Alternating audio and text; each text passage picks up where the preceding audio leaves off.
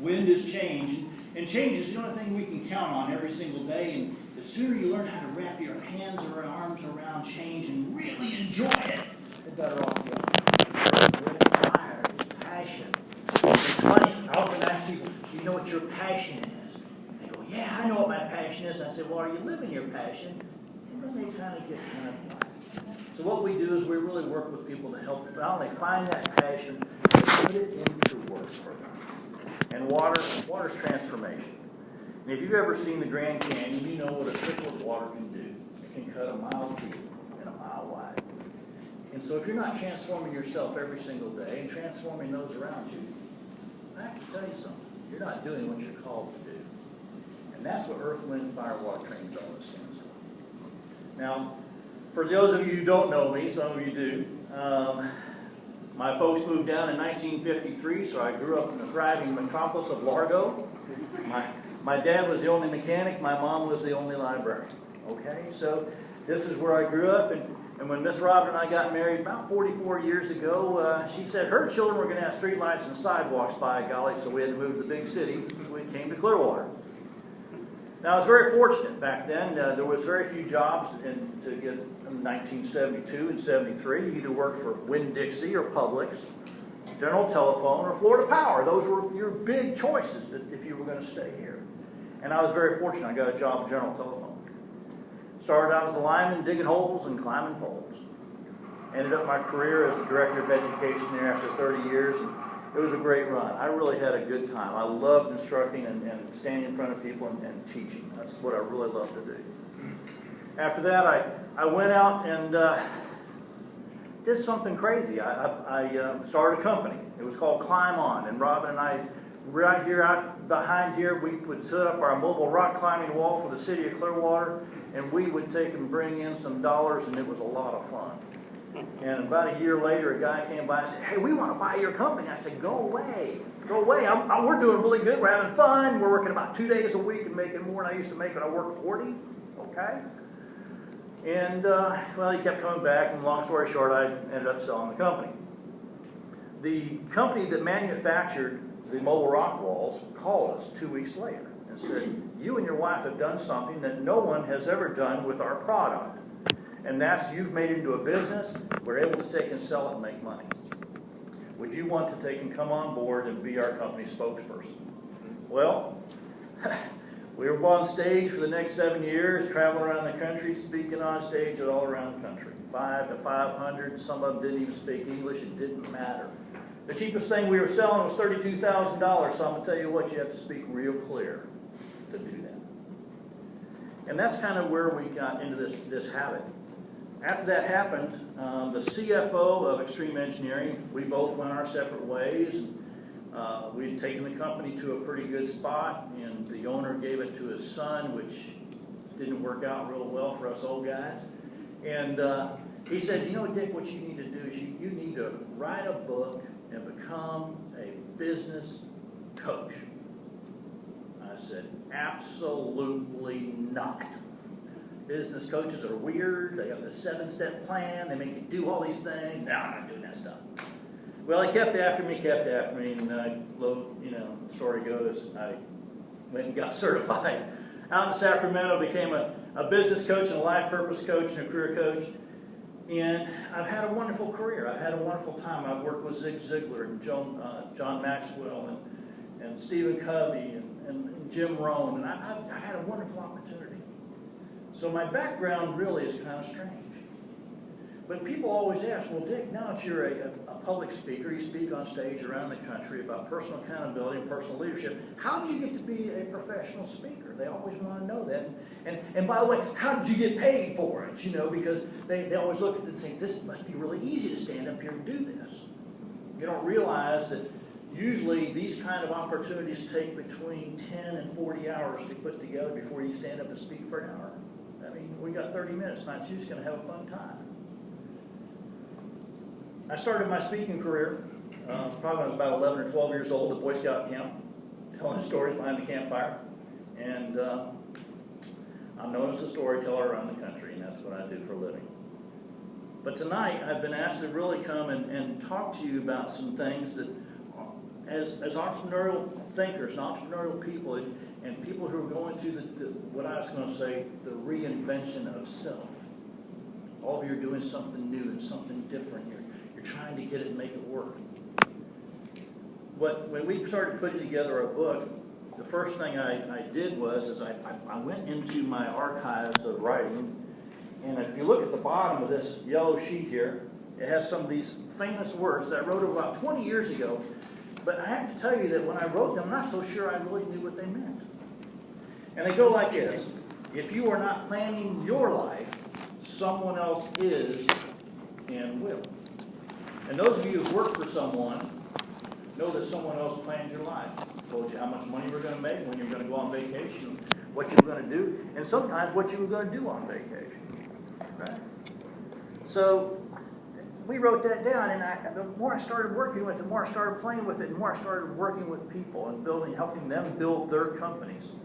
What we found is everyone had an opportunity. They had this vision, they had this thing in their mind, they had this thing in their gut. And a vision is a future picture. Now, when I was coming up, they told me over and over, you need to take and leave your home life at home and your work life at work. Anybody hear that? You know, you can't, they don't mix. Well, I'll tell you, that's BS. And they have to mix.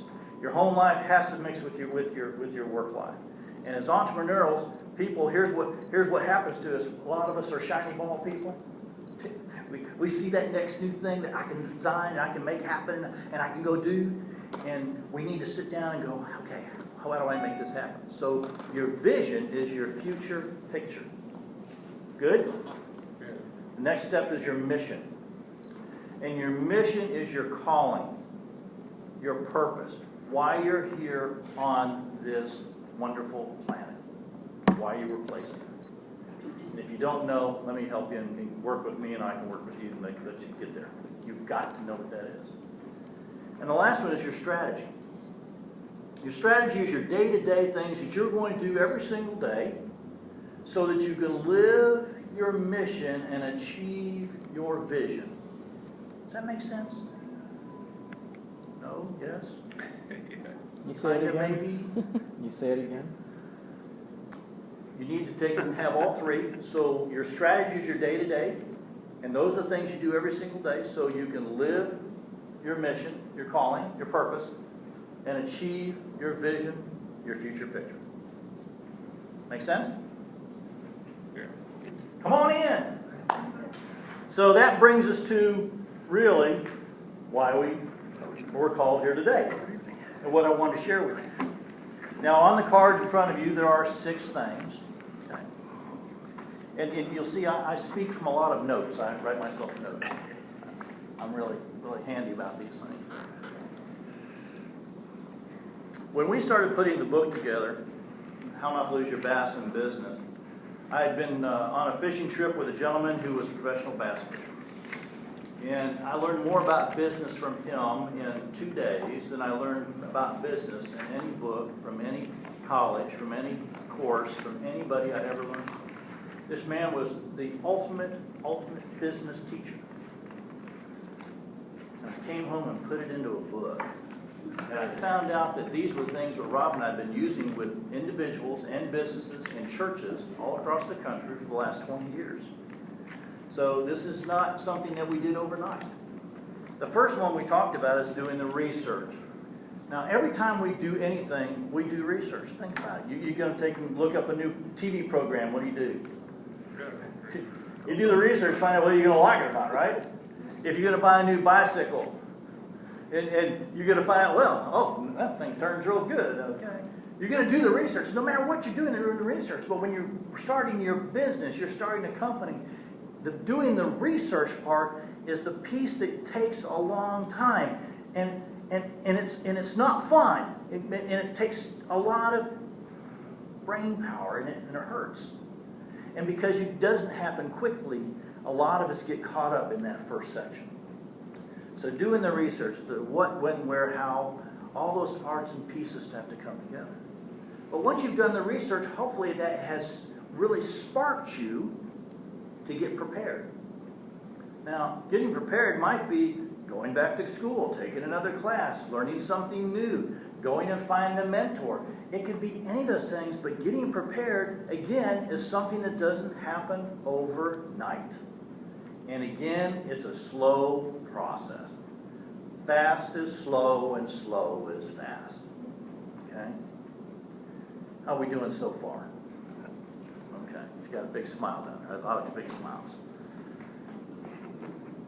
The third step is to execute. It is all well and good to know what your vision is. It's all well and good to know what your mission is, but if you don't put it to work, it means absolutely nothing.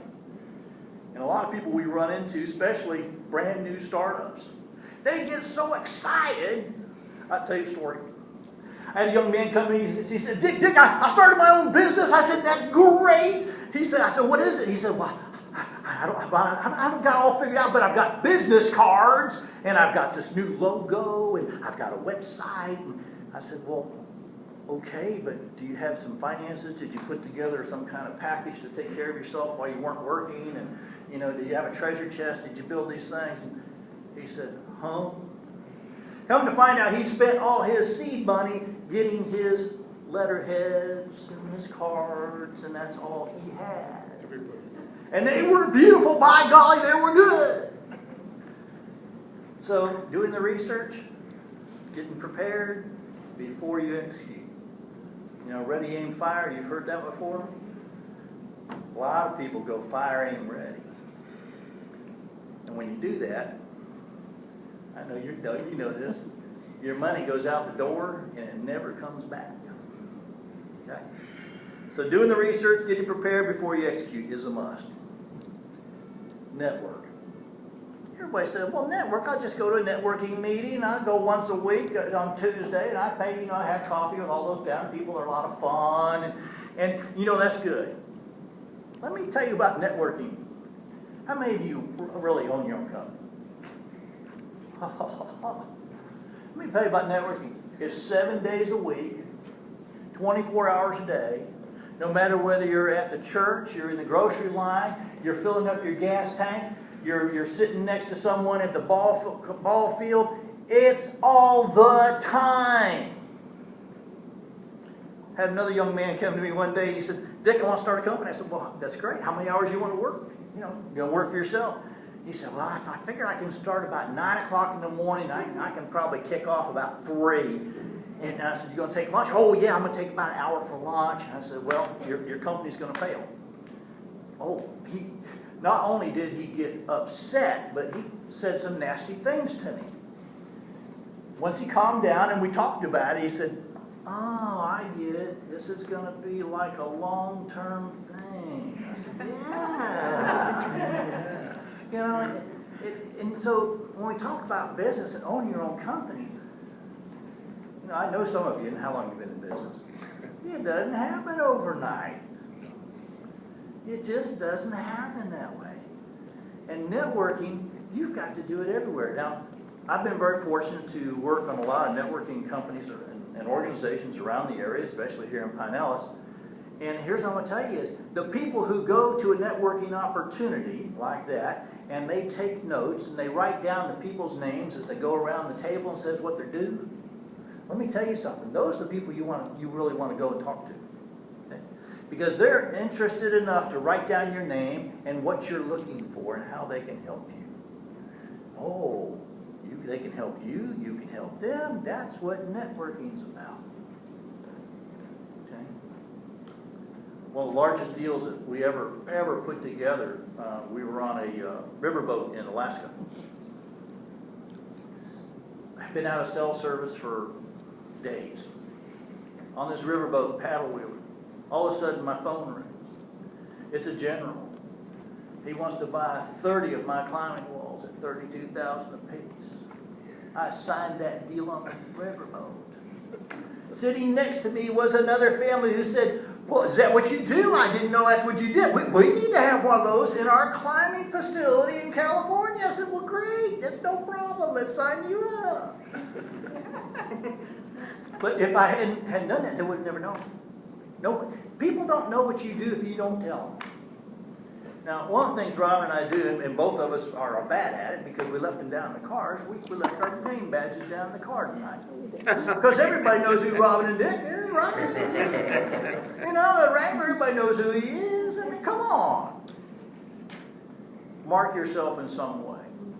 I will tell you, when I walk around town and I have my hat on and I'm dressed like this, people do know who Dick Powell is. He's the leadership Wrangler. And we go places, I am known. And sometimes we go places and I do not dress like this so people do not know who I am. Okay. We just came back from a 7,500 mile trip on the Oregon Trail. It was very nice to be incognito for 18 days. We did very little work. We did very little emails. It was just an interesting trip. But as soon as we came back, I'm booked until January. Okay? So it happens. All right, so network. It's an ongoing thing all the time. The next one on your list is celebrate. And let me tell you about celebration. You know, we don't need to make sure that when you're running your company, that you're not just celebrating all the good things that happen. Make sure that you celebrate the things that didn't go so well. And let me tell you why. The things that didn't go so well are just learning opportunities.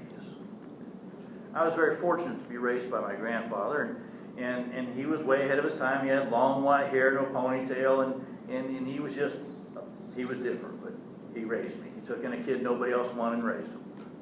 But here's what he taught me was a couple of things. One, money's easy to come by. All you got to do is work for it.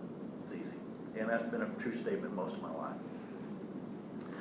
The other thing he taught me is, you know, if you celebrate the things that didn't go wrong and you learn from them, that's the key.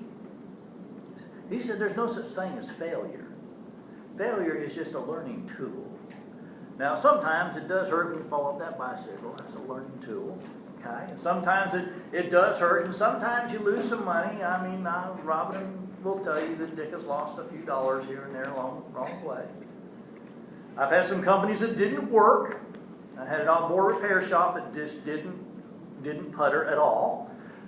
We had a sailboat company, and it sailed for a little while, but eventually didn't do very well. Robin's had a company for 27 years that's always done well, which I'm pretty jealous of.